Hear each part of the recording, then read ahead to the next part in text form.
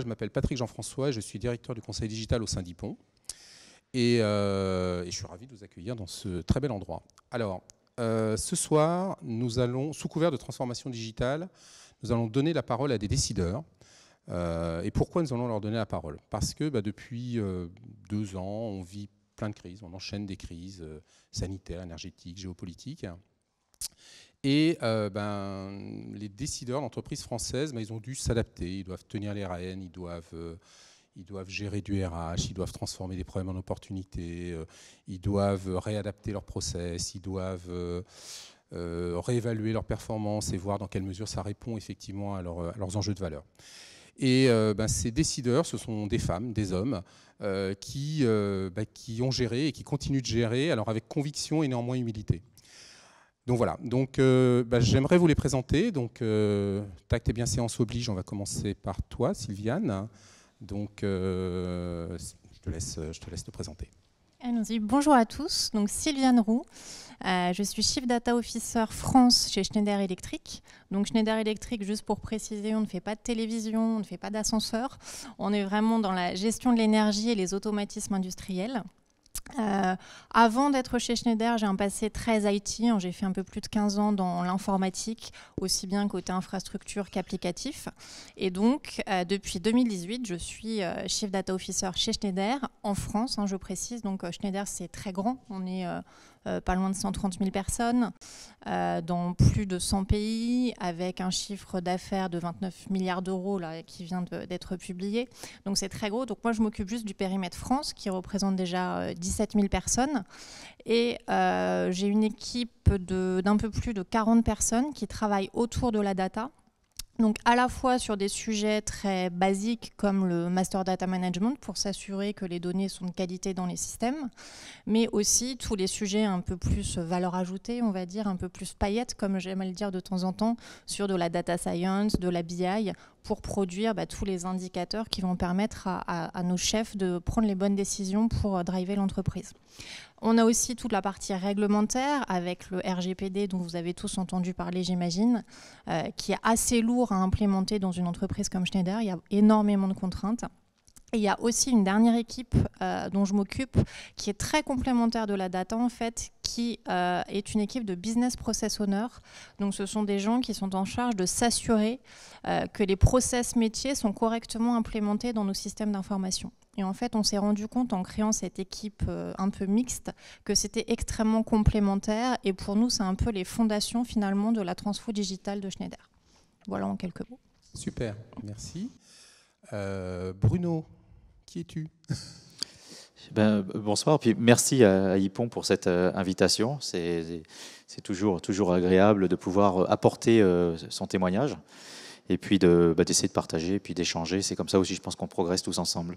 Donc, je suis Bruno Gérard, j'ai 53 ans et je dirige le groupe Envision Digital ici en Europe. Alors, Envision Digital est une entreprise de jeunes puisque ça a été créé en 2018 à Singapour, avec une maison mère qui est le groupe Envision, qui a été créé en 2007. Donc c'est assez récent, c'est un groupe qui a 15 ans, qui aujourd'hui fait un peu plus de 10 milliards de dollars de chiffre d'affaires et 7000 employés. Donc, et on est numéro 1 dans le domaine de l'éolien, puisqu'on vend le plus d'éoliennes au monde depuis 2 ans. On est en train de devenir le numéro 3 au monde de fabricants de batteries. Avec l'année dernière, on a annoncé un investissement de 2,5 milliards d'euros en France sur une gigafactory. Et la même chose en Grande-Bretagne. Et puis bientôt dans un autre pays européen. Et on est sur la région de Sud-Est asiatique et Chine. On est probablement le top 3 ou voire top 1. On dit top 1, mais je préfère dire top 3. Top 3 de tout ce qui est IoT autour de l'énergie, donc tout ce qui est monitoring des fermes renouvelables en tout genre, solaire, wind offshore, hydrogène, qu'est-ce qu'il y en a encore, les batteries statiques pour les fermes. Donc, alors Envision Digital, mais on porte toute l'activité digitale de l'entreprise. Et bien sûr, on vend en interne pour le groupe, la partie énergie, qui fabrique des batteries, qui fabrique des éoliennes et qui fabrique maintenant, d'ici 6 mois, on lance une gigafactory d'électrolyseurs pour des très gros projets en Chine. Et donc on porte l'activité digitale et on vend bien entendu en dehors d'Envision. Et mon rôle, c'est dans l'activité, dans le développement international, c'est de porter une partie de l'Europe. Mais on grossit vite. Donc du coup, on rescinde l'Europe et je me concentre de plus en plus, plus particulièrement sur les acteurs français, donc les grands comptes français, les Total, italiens aussi, avec Eni par exemple, Engie, EDF, etc. Voilà, tous ces grands comptes-là. Voilà. Et puis avant, moi j'ai un parcours, ça fait quoi? Ça fait 3 ans, 4 ans, puisque c'est tout jeune, une vision digitale. Avant, j'étais entrepreneur, j'ai monté une start-up il y a 17 ans, que j'ai bien développé, que j'ai bien vendu. Et avant ça, j'ai fait 10 ans à EDF dans l'énergie. Donc je baigne dans l'énergie depuis tout petit. Super, merci Bruno. Alors, je vous disais tout à l'heure, avant de présenter le troisième acteur, que des décideurs, ça doit s'adapter. Alors, il faut savoir qu'il y a, normalement, ils auraient dû être 4 ce soir. Et donc, hier, non, avant-hier, pour être très précis, Sylvain Guédon, donc le CEO de Agrégio, m'appelle en me disant « Patrick, j'ai un petit souci, je ne pourrai pas être là ». Pour une raison qui lui appartient. Je dis bon, ok, on va s'adapter. Et donc, j'ai un peu transformé le fil que j'ai dans la main. Ce matin, Julien Tamisier m'appelle. Donc, Julien Tamisier, il travaille donc dans le groupe biopharmaceutique Ipsen. Il m'appelle, Patrick, j'ai un petit souci, je ne pourrai pas être là ce soir. Très bien. Donc, pour m'adapter, je me suis tourné vers le CEO d'Ipon, qui est également le sponsor de l'événement ce soir, et m'a dit, Patrick, pas de problème, je m'autodéclare comme speaker. Donc, je vous présente Geoffrey Gruel. Merci. Je suis donc l'invité surprise. J'étais dans un train ce matin à 9h à Montparnasse et en arrivant de Nantes, je suis nantais du coup. Et il y a 10h, je me retrouvais speaker sur cet événement, mais je suis ravi d'être speaker ce soir et de vous donner un éclairage. Donc le pourquoi de ma présence ce soir, c'est un suivi à l'international de nos opérations. Par contre, je pense que j'ai pas de micro. Monsieur. Ouais, c'est bon. Ok, bah, très bien. Tu as le verbe haut, bon, c'est bon. Invité surprise, pas de micro, tout va bien. Ok, donc l'éclairage que je voulais donner ce soir, c'était un éclairage principalement international. Donc depuis 8 ans, avec Stéphane, mon associé, et mes autres associés qui sont présents là, on a monté un certain nombre de filiales. Et j'ai notamment le pilotage de la filiale américaine sur laquelle j'ai un peu de background et qui peut donner des éclairages assez sympathiques sur les sujets de transfo, de management, de gestion des talents, etc., etc. Beaucoup de sujets qui ont animé le cercle décideur cette année et sur lequel j'essaierai de vous donner un éclairage un peu plus exotique que l'éclairage français. Néanmoins, je suis aussi des clients français, donc je pourrais aussi vous donner des éclairages sur des histoires et des partenariats qu'on a pu monter avec un certain nombre d'acteurs. Certains d'entre vous sont dans la salle et qui vous donneront des éclairages aussi assez concrets sur la typologie d'accompagnement qu'on peut aujourd'hui réaliser chez Ipon. Super, merci Geoffrey. Alors, Sylviane, tu te lances? Allons-y. Allons-y. Alors, j'aimerais qu'on parle adaptation stratégique et qu'on parle de comment transformer les problèmes en opportunités. Alors, on va faire un petit bond dans le temps. On se repositionne 2 ans en arrière. Donc, 2 ans en arrière, on est pile poil au début de la crise sanitaire. Ça fait à peu près à ce moment-là 2 ans que tu es chez Schneider Electric en tant que Chief Data Officer. Et je me souviens très clairement que tu m'as dit, bon voilà, moi je suis en pleine transformation. Là, la crise sanitaire, il y a moyen que ça soit un peu compliqué. Et finalement, ça a été un accélérateur. Ça a été un accélérateur. Et donc j'aimerais que tu nous parles effectivement de en quoi cette transformation, sur quoi elle portait en ce qui te concerne, premièrement. Deuxièmement, quels ont été un petit peu les événements déclencheurs de cette accélération. Et troisièmement, j'ai envie de dire les chantiers que tu as pu prioriser et accélérer. Tout à fait. Alors, on va refaire un autre bond en arrière dans le temps, si tu permets, à mon arrivée en fait chez Schneider, où nous avons décidé avec l'équipe de management de lancer une vraie opération sur la qualité de nos données. Parce que quand je suis arrivée dans l'entreprise, on avait beaucoup de données, évidemment. Une entreprise comme Schneider Electric a énormément de données sur les clients, sur ses offres. Donc des volumes très importants, mais une qualité de données que je pourrais presque dire déplorable. Tellement il y avait vraiment de disqualité dans nos systèmes, vu qu'on a des systèmes d'information d'une complexité redoutable. Donc pendant 2 ans, avant la crise sanitaire, je dirais qu'on a vraiment travaillé un peu en soute avec l'équipe. Personne ne nous voyait parce qu'on travaillait vraiment sur comment amener de la qualité dans nos systèmes, s'assurer que les données qu'on exploite ensuite avec la BI, la data science, etc., vont nous permettre d'avoir les bons indicateurs. Donc pendant 2 ans, nous n'avons fait presque que ça. Donc au départ manuellement et après bien sûr on a automatisé parce que c'est pas là où on a le plus de valeur ajoutée. Donc 2 ans à la mine pour assainir en fait.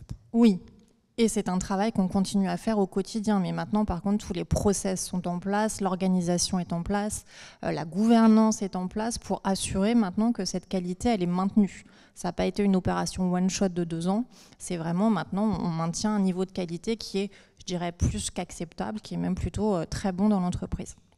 Donc là, la crise sanitaire, en effet, arrive.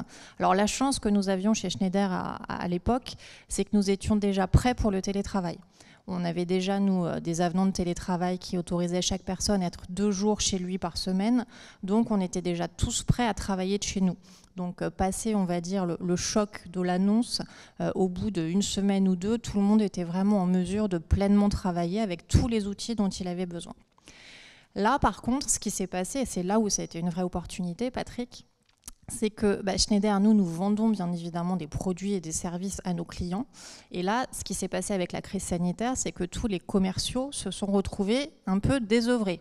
C'est je ne peux plus aller voir mes clients, comment je continue à les adresser, comment je vais développer mon chiffre d'affaires ou à minima tenter de le maintenir vu la crise, etc. Donc ils se sont posés beaucoup de questions et comme ils n'étaient pas beaucoup moins occupés qu'avant quand même, vu qu'ils étaient toute la journée chez eux, là ça a foisonné et pas mal d'entre eux sont venus me voir en me disant écoute Sylviane, je pense qu'avec toutes les données qu'on a dans l'entreprise, vu qu'on en a quand même énormément, il doit y avoir moyen de faire quelque chose.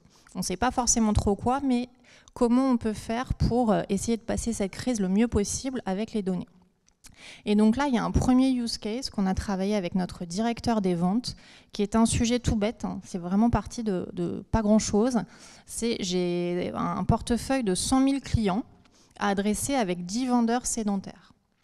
Je ne sais pas faire. Ça fait beaucoup trop de clients adressés au téléphone, digital, etc. On n'y arrive pas. Donc, comment peut-on essayer de les segmenter pour savoir finalement lesquels prioriser dans nos actions commerciales? Donc, on a commencé l'aventure comme ça. Donc, au départ, c'était un tout petit projet. Et finalement, à la fin, ça a été je dirais, le succès absolu qui a permis à l'équipe data de montrer toute sa valeur.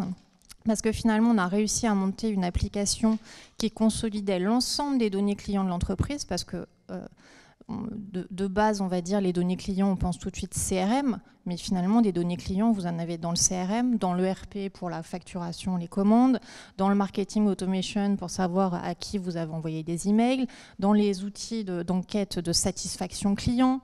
Vous avez des données qui sont disponibles à l'extérieur de l'entreprise. On parle de Covid, justement.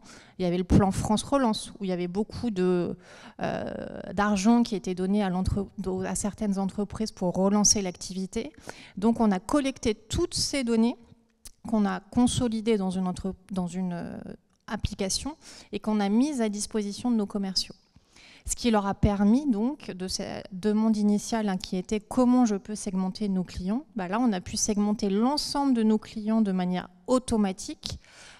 L'exercice par exemple de platforming que nos commerciaux font chaque année pour savoir lesquels nous allons aller voir, avec lesquels nous allons lancer des actions commerciales spécifiques qui prenaient chaque année 2 mois à l'ensemble des équipes. Maintenant, tout leur est proposé de manière complètement automatique, juste avec la data. Donc c'est pour ça que ça a été une vraie opportunité chez nous, parce que là, l'ensemble des équipes s'est vraiment rendu compte de la valeur que nous avions sous nos pieds, qu'on n'exploitait pas vraiment jusqu'à maintenant, et qu'on a pu en plus exploiter très rapidement, parce que les 2 ans auparavant, on avait travaillé sur les fondamentaux. Donc les données qu'on présentait étaient justes, on a pu les matcher avec des données externes, vu qu'on avait des clés de rapprochement, etc. Donc une véritable opportunité qui nous a permis ensuite d'avoir encore plus de demandes qui venaient du métier, que ce soit côté commerce, côté marketing ou autre, parce que chacun se disait mais moi aussi j'ai une idée, et donc là après on s'est retrouvé avec un vrai problème de priorisation. Donc on est passé de la soute où personne ne nous connaissait quasiment, je dirais, à vous êtes absolument ceux qui pouvaient m'aider dans mon business, comment on peut travailler ensemble. Donc la priorisation n'est pas simple. Mais là, on a fait très, très basiquement, je dirais, on a regardé un peu quel était le ROI, alors pas forcément financier, hein, c'est plutôt qualitatif. Est-ce qu'on va pouvoir améliorer notre relation avec le client? Est-ce qu'on va améliorer un peu la productivité de l'entreprise? Enfin, on regardait quelques aspects comme ça par rapport au coût de développement de l'application ou de l'amélioration, on va dire, sur les sujets data. Puis on choisissait tout bêtement comme ça. Et ça s'est très très bien passé. Et je dirais que pendant la première année qui a été quand même très compliquée en termes de confinement, où on était quand même beaucoup chez nous, je pense que nos équipes data n'ont jamais autant travaillé. On avait des journées remplies comme pas possible, mais avec des gens qui étaient en plus hyper motivés parce qu'on voyait en face qu'il y avait du répondant. On n'avait pas l'impression d'être juste des techniciens qui s'amusent un peu dans leur coin. C'est en face, il y avait vraiment un vrai besoin côté business et ça nous a permis finalement d'avoir la reconnaissance, je pense, que toute l'équipe attendait. Voilà. Super. Alors merci pour ça. Alors effectivement, tu as cité sans le citer effectivement un mot qui est la valeur en fait. Vous avez apporté, enfin tu as apporté avec tes équipes de la valeur effectivement aux utilisateurs finaux et donc forcément ça a eu de l'impact. Ce qui m'intéresserait de savoir, c'est du coup fort de cette opportunité, est-ce que donc d'accélération, quels sont les fondamentaux selon toi que tu as réussi à asseoir dans l'entreprise? Alors, les fondamentaux, justement, là, on retourne, je vais un peu radoter, mais sur la qualité de la data, c'est quelque chose qui est non négociable. Donc maintenant, on a mis tout le monde au travail sur le sujet, parce que ce n'est pas une équipe data en centrale qui va s'assurer de la qualité. Il faut que tous les acteurs qui modifient cette data à un moment donné soient aussi sensibilisés. Donc là, on a vraiment réussi à créer cette communauté globale qui fait que maintenant, c'est une responsabilité collective et que ça c'est clairement identifié dans les objectifs des uns et des autres. Donc ça, pour moi, c'est vraiment extrêmement important. Le deuxième fondamental, je dirais, c'est autour de l'acculturation. Parce que c'est extrêmement important. La data n'est pas un sujet juste technique, loin de là. Pour nous, c'est un vrai asset de l'entreprise, la data. Donc il faut vraiment que l'ensemble des fonctions de l'entreprise sachent ce que peut apporter la data et quel peut être leur rôle dans la data. Donc on s'efforce, parce que ce n'est pas forcément la grande qualité, on va dire, des informaticiens ou des data scientists, enfin de ce type d'activité, on va dire, un peu technique, de communiquer beaucoup. Voilà. Donc là, et je le fais ce soir, la preuve. Et ça a été vraiment extrêmement important. On arrive maintenant à embarquer l'ensemble des équipes. On a créé un événement qui s'appelle les Data Days chez Schneider maintenant, qui est un événement annuel, qui est un véritable succès. On ne s'y attendait pas du tout, que les gens réclament vraiment. Donc ça, c'est pour nous très très important, cette partie acculturation. Plus les gens comprennent ce qu'est la data, plus ils ont envie de travailler avec nous sur le sujet et plus on arrive à faire des choses qui sont juste passionnantes. Super. Merci pour cette belle réponse. Bruno. Alors Bruno, toi, ton rôle, si j'ai bien compris, c'était d'asseoir le positionnement d'Envision en Europe, globalement. Pour en avoir parlé, crise sanitaire, crise énergétique, crise géopolitique, ok, tu n'étais pas forcément hyper serein au départ. Et finalement, il y a plein de choses qui se sont passées. Un petit peu comme Sylviane, tu as su saisir des opportunités et les mettre au service de la stratégie d'Envision. Tu peux nous dérouler? Oui, alors... En fait, nous, on est sur le secteur de la transition énergétique absolue. Et je dirais les 2 dernières années, 2020, nous, on a créé, donc, surtout en 2019, les entités en Europe.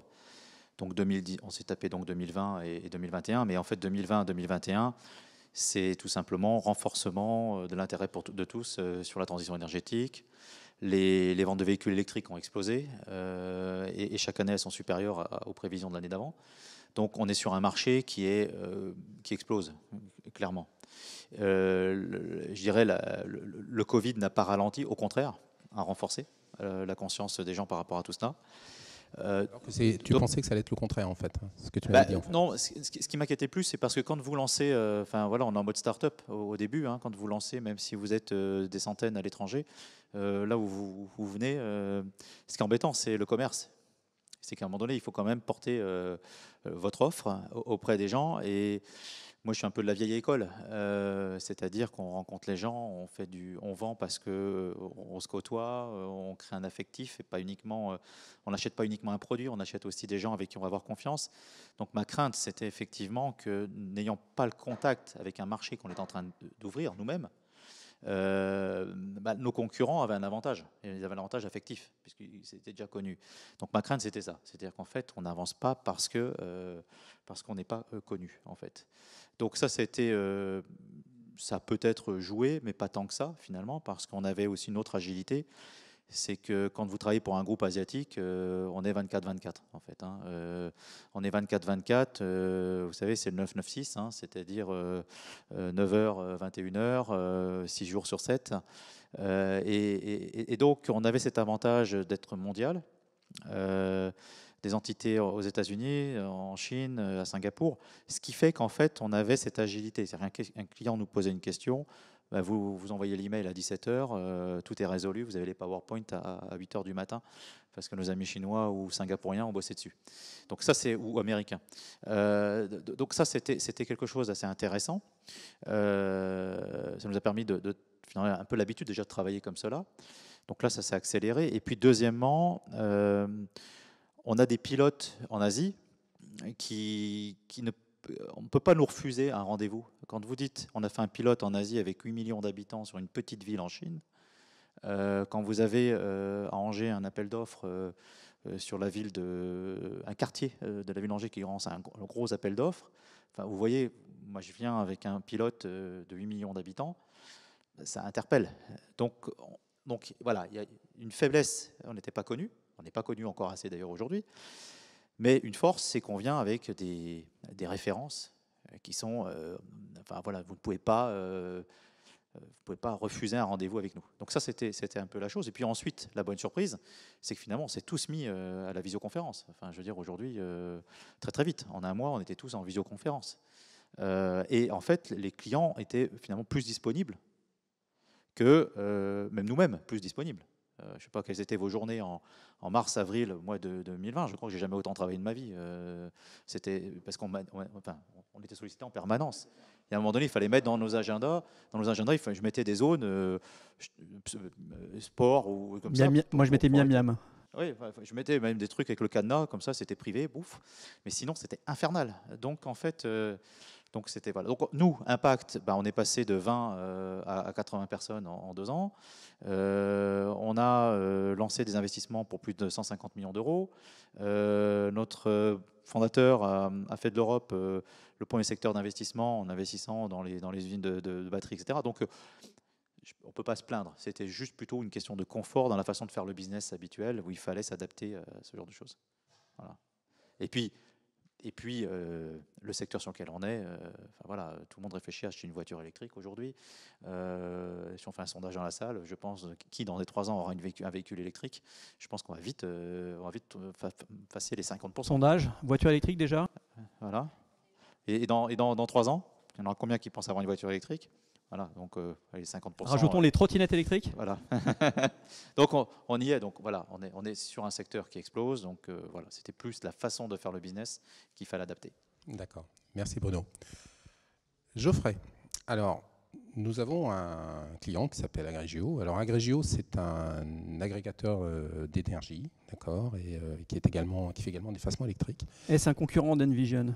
Et c'est un concurrent d'Envision, mais non, c'est complémentaire. Non, plutôt, ce serait plutôt un client. Un client d'Envision. En tout cas, ils se parlent bien tous les deux. Enfin, moi, je les ai vus. Très bien, parfait.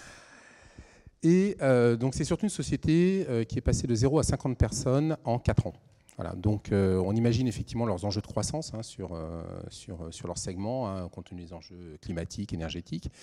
Et je crois que Sylvain t'a partagé effectivement un petit peu leur secret sauce sur comment ils ont fait effectivement pour opérer cette croissance. Tu peux nous en dire 2 mots? Yes.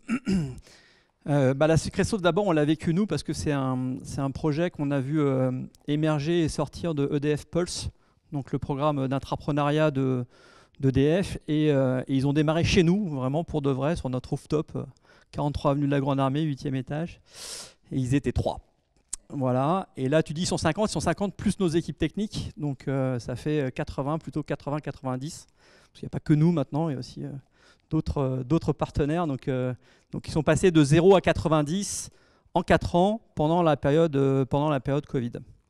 Moi, ce que j'ai observé, parce qu'on est assez proche et de Sylvain et de Christelle, d'abord, c'est un engagement permanent des fondateurs de la startup. C'est-à-dire que même avec leur background EDF, ils ont changé le sens de la casquette et ils sont mis dans le mode start-upper et aller chercher des talents. C'est le nerf de la guerre. On est tous très conscients et ils n'ont rien lâché, y compris dans la période Covid. On les a vus recruter des talents qu'on pensait un peu inaccessibles dans d'autres startups, dans des licornes qui sont pourtant très recherchés aujourd'hui par les talents. On les a vus aller recruter dans des licornes. Donc il y a eu déjà un fort investissement top management. Et la deuxième opportunité, et là je te rejoins, c'est que ils sont sur un secteur, donc c'est une centrale virtuelle de revente d'énergie renouvelable. Et du coup, le sens du projet est la clé pour galvaniser, pour recruter, et 2, pour fidéliser des équipes. Et que ce soit leurs équipes internes ou nos équipes à nous de partenaires technologiques. Donc nos consultants trouvent un sens particulier à rejoindre Agrégio dans le renouvelable. D'accord, merci. Donc la quête de sens, c'est quelque chose d'essentiel. Alors l'autre point qu'Agrégio a dû adresser, c'est que donc on est sur une société donc, qui est ce qu'on appelle une digital native et donc qui doit innover en permanence. D'accord. Et donc du coup, ils ont 2 axes à adresser, donc cette croissance et effectivement le fait d'innover. Ça peut paraître un peu ambivalent, d'accord. Et de la même façon, comment ils s'y sont pris, comment ils arrivent à garder, j'ai envie de dire, cette longueur d'avance sur le marché, selon toi? Alors pour le coup, on peut en parler aussi parce qu'on les a bien aidés. Et Jérôme, qui est dans le fond un article à venir là, très prochainement sur la mise en route de l'agilité à l'échelle chez Agrégio, qui est une agilité à l'échelle bottom-up vraiment, parce qu'on est parti d'une start-up. Donc c'est pas une transformation, une grande transformation top-down de programmes existants depuis des dizaines d'années. Et je pense que la force d'Agrégio notamment, c'est d'avoir préservé du temps pour toutes leurs équipes pour l'innovation. À toutes les périodes de succès opérationnel. Donc, parce qu'on dit qu'ils sont passés de 0 à 80 personnes, mais ils sont surtout passés de 0 à 180 ou maintenant peut-être quelque chose comme 200 ou 240 millions, je n'ai pas les derniers chiffres, de volume d'affaires. C'est du volume d'affaires, pas du chiffre d'affaires, c'est un peu différent dans l'énergie, je crois que je ne me trompe pas. C'est bon. Si. Et pendant ce temps-là, ils ont quand même gardé ils ont sanctuarisé du temps pour l'innovation. Et donc, Jérôme pourra en parler, mais ils ont des Innovation Sprint, me semble-t-il. Innovation Planning. Voilà, et ceci, quelles que soient les urgences opérationnelles. Donc, bravo à eux, parce que c'est généralement, quand le succès opérationnel est là, on met tout le monde au front et on y va et on sert les clients. Mais inversement, je pense que la vision des dirigeants d'Agrégio, c'est justement de se dire j'ai un coup d'avance aujourd'hui, mais ce coup d'avance, voilà, j'ai des partenaires, des compétiteurs qui viennent du monde entier sur le sujet des énergies renouvelables. Il faut que mes avantages concurrentiels soient préservés. Et le seul moyen de préserver mes avantages concurrentiels, c'est d'organiser le temps de mes équipes pour que, aussi bien côté tech, mais que côté produit ou que côté stratégie, tout ça produise de nouveaux avantages concurrentiels. D'accord, donc en fait, la réponse, c'est donner du temps, c'est ça? Il n'y a pas de choix. Okay. On ne peut pas innover la nuit, enfin, en Chine, si. 9-9. Tiens, justement, Bruno, puisqu'on est sur des axes un peu RH, tu m'as dit que le premier confinement, ça n'a pas forcément été simple pour les équipes. Comment tu as géré, en tant que décideur, comment tu as géré cette période? Alors, oui, il y avait peut-être 2-3 catégories d'individus. Il y avait les jeunes ingénieurs. Là, c'est pas simple parce que quand on est un jeune ingénieur, on rentre dans une entreprise pour travailler ensemble. Donc, se retrouver du jour au lendemain seul, pour les Parisiens dans un studio ou un petit appartement, c'est pas simple en fait. C'est vraiment pas simple du tout. Ça, c'est la première chose. Et l'autre catégorie, des gens avec des enfants en bas âge, à Paris, pareil, appartement, 60-70 mètres carrés, avec des enfants en bas âge à gérer. Et si les deux travaillent en plus, et les deux avec des contraintes, c'est très compliqué. Donc, le burn-out, j'en ai connu un. Et donc, derrière, ça veut dire c'est un souci, en tant que manager, de régulièrement les appeler pour pas parler boulot, parler comment ça se passe. Voilà, est-ce qu'ils ont besoin d'aide, etc. Donc ça, c'était au niveau management, c'était quelque chose à faire très régulièrement. Et puis, comment dire, oui, ça c'était la première chose. Et je dirais, moi, ce qui m'a fait beaucoup plaisir, c'est la phase de déconfinement. La phase de déconfinement où, là, il y avait deux voies possibles. C'était, les gens ont pris l'habitude de travailler de chez eux. Ils ont envie de rester chez eux parce que c'est sympa, hein, on peut être chez eux. Et puis, ou au contraire, ils ont envie de se retrouver. Et donc, pour tester ça, je ne sais plus c'était quand, mais j'ai fait un premier, qu'on appelle ça un after work, un pot, quoi. Et en fait, on s'est retrouvé, moi je me suis retrouvé avec des gens, une quinzaine de personnes. Sur les 15, il y en avait 9 que j'avais recrutés par visio. Je n'ai jamais vu. Personne ne s'était vu à part la visio. Et déjà, il y a un effet, c'est agréable de voir son équipe constituée. Et là, j'ai vu la motivation des jeunes à créer l'afterwork. Du coup, bon, c'est une tradition, l'afterwork, maintenant, on en fait. Mais il y avait un vrai besoin de se retrouver. Ça, c'est important. Et de travailler ensemble. Donc aujourd'hui, c'est assez amusant. On a eu des débats, des ministres qui disaient, oui, il faut favoriser le télétravail, il faut faire, ouais, sauf que moi je vois chez les jeunes, je ne sais pas vos expériences, mais les jeunes ont besoin d'être ensemble, ils ont besoin d'avoir cette liberté de venir au bureau ou pas revenir, surtout dans le digital, hein, c'est quand même, on a des stars un peu particulières, hein, donc, mais minimum ils passent tous 3 jours par semaine au bureau aujourd'hui, parce qu'ils en ont besoin. Les plus anciens, on a l'expérience de travailler. On a l'expérience de s'organiser, on a l'expérience de se planifier. Donc, à la limite, on est moins dépendant de ce côté-là. À la limite, on pourrait presque rester 5 jours à la maison, à travailler à la maison. Par contre, pour les jeunes, le mentoring, il se fait quand même au quotidien, il se fait, etc. Donc voilà, un confinement qui n'a pas été facile. Et puis, un déconfinement, au contraire, qui a été une bouffée d'oxygène. Et maintenant, moi, je dis, moi, non, le télétravail absolu à 0 à 100%, je n'y crois pas du tout. En particulier dans le digital, dans tous les métiers où il y a de l'expertise. L'expertise, ça se partage pas uniquement par des conférences d'une heure. Ok, très intéressant.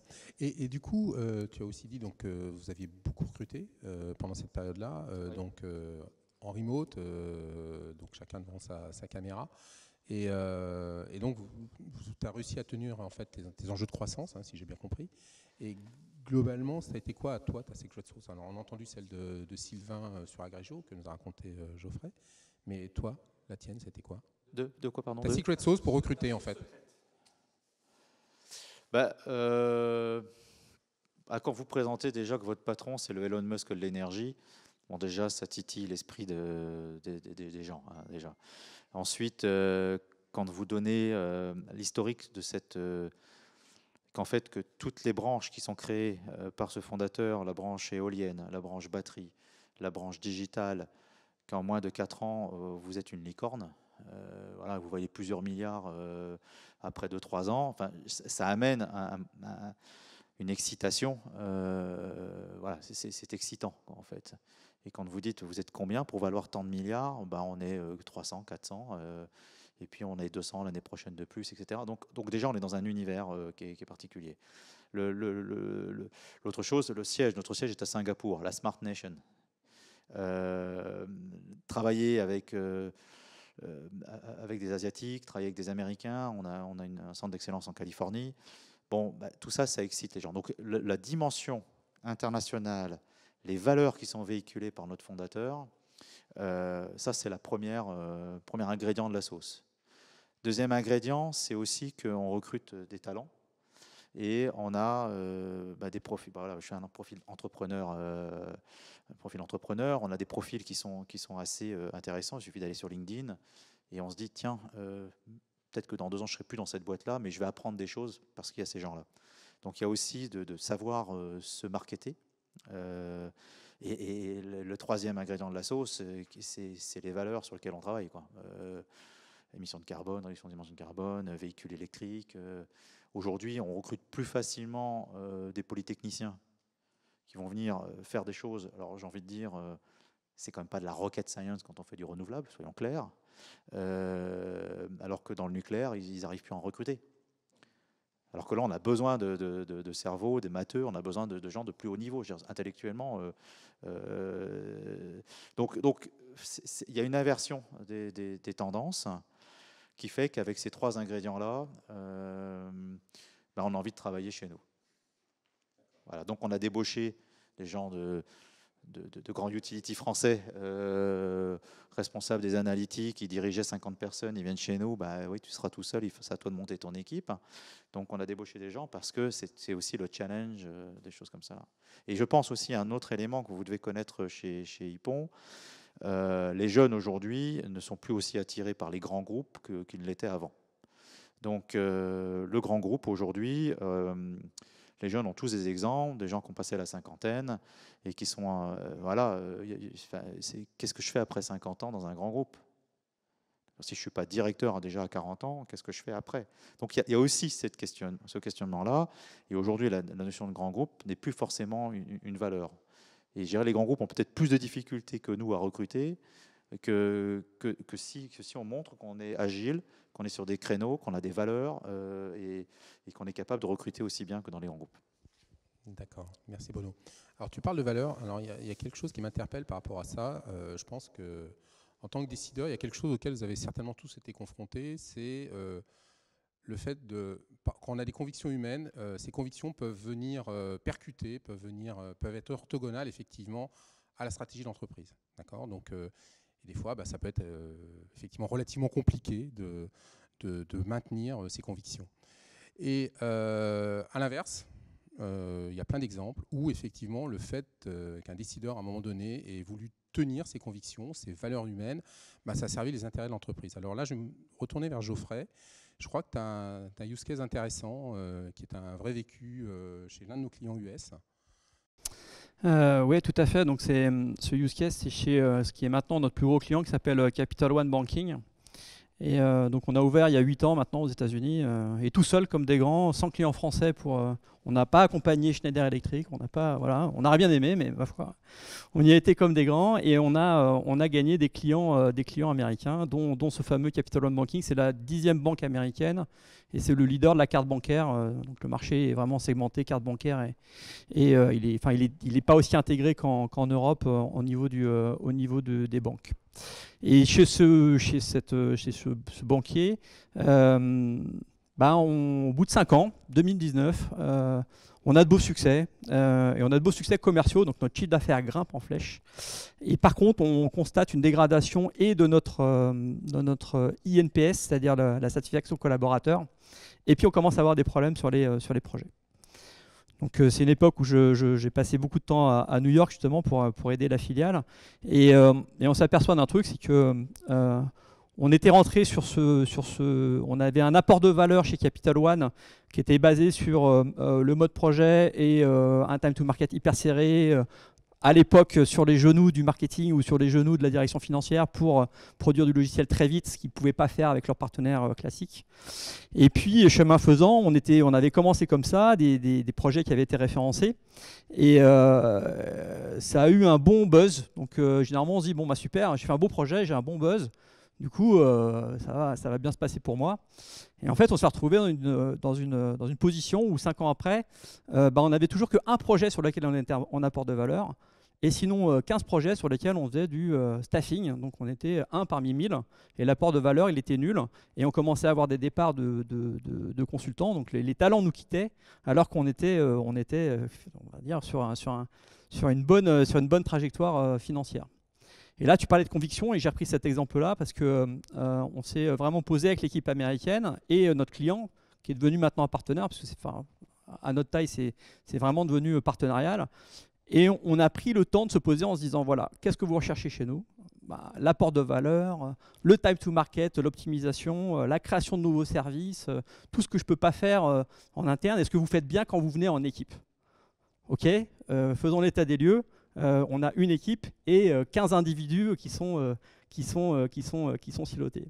Ok, le constat, il est assez classique, quoi. Mais la conviction, ça a été de voir notre partenaire, enfin notre sponsor, et lui dire voilà, arrêtons ce mode opératoire où tu fais du picking de nos consultants pour les mettre un coup à droite, un coup à gauche sur une TMA offshore ou sur un démarrage de projet et sans vraiment aucune mesure de l'apport de valeur. Et reconcentrons-nous sur l'apport de valeur. Et donc depuis, on a arrêté le staffing. Donc on fait 0 staffing chez ce client, avec évidemment le sponsorship de Jay Saini, donc le VP. Individuel, quoi, en picking, quoi. Comment ? 0 staffing individuel en picking. Oui. Donc maintenant, il n'y a que 2 modèles. Il y a des modèles de projet agile. Ils appellent ça Team in a Box. Donc soit c'est des équipes pilotées full par nous, soit c'est des co-dev, moite-moite. Donc une équipe fait 8, 4 Capone, 4 Hippon. Et en exposant nos convictions aux clients et en montrant qu'on allait, à budget égal finalement, apporter une valeur meilleure et au business et à nos consultants, parce que déjà à cette époque-là, aux US, ils étaient déjà chassés par Amazon, Google et Facebook, et ben on a retrouvé un mode opératoire qui aujourd'hui est vraiment sain et qui satisfait à la fois le business. Pour un budget ISO, on a un meilleur service client et une meilleure satisfaction collaborateur. Voilà. Et donc là, sur les 3 dernières années, pendant Covid en particulier, on a déployé 25 équipes, donc sur des tailles de projets petites ou plus grosses, et on est vraiment dans cet apport de valeur.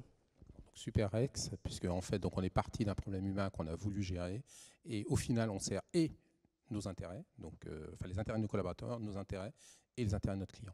Top. Alors, tant qu'on est sur l'agilité, du coup, Sylviane, j'aimerais te poser une question. Dans ta stratégie data-centrique, j'ai adoré quelque part ce qu'on peut appeler le Think Big, Start Small, puisque tu es parti effectivement de ce que tu appelais un petit sujet qui avait un impact énorme.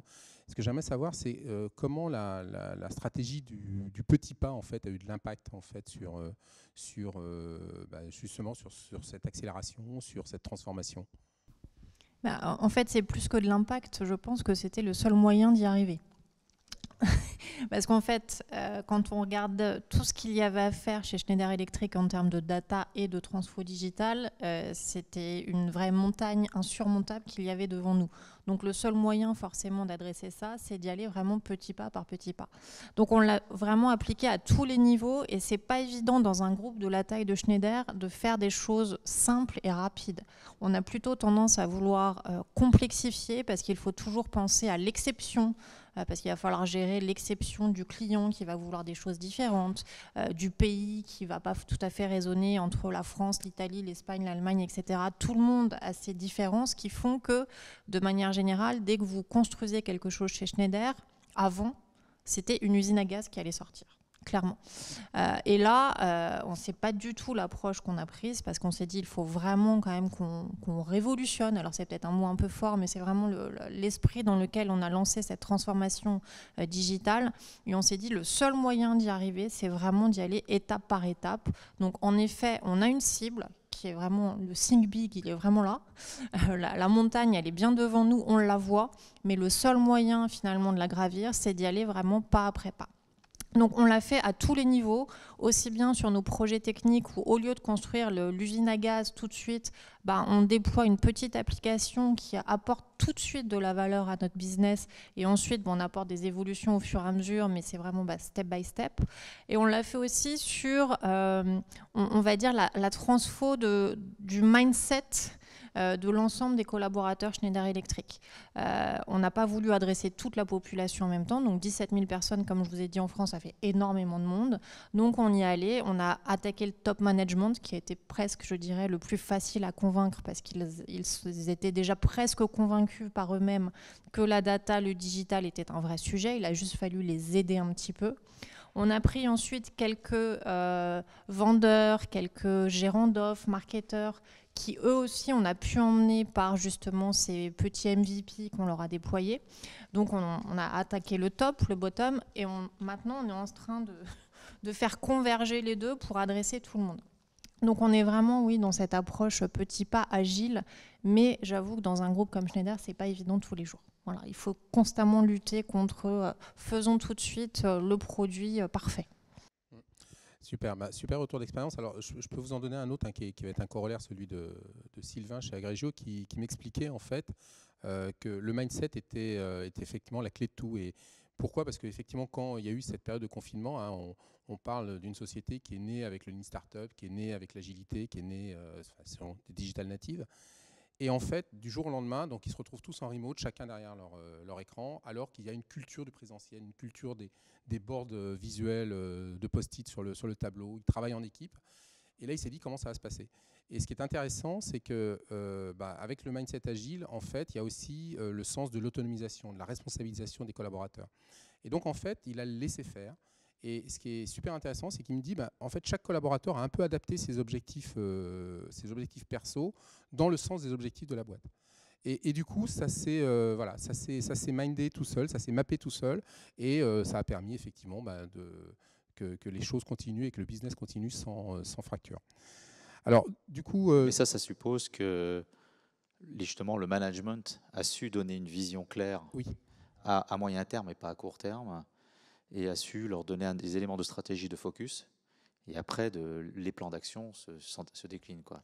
La condition, elle est là, quoi, je pense. C'est qu'il faut qu'il y ait un management qui soit très clair sur sa vision et sur sa stratégie. C'est exactement ça. Et effectivement, ils sont dans une dynamique où ils posent très clairement l'ambition. D'accord ? Cette ambition, ils la déclinent en objectifs stratégiques. Et derrière, chacun contribue effectivement à l'élaboration des objectifs subséquents, d'accord, avec des critères de succès très clairs. Et du coup, c'est assez facile du coup d'ajuster le tir, d'ajuster la position et de s'inscrire en fait.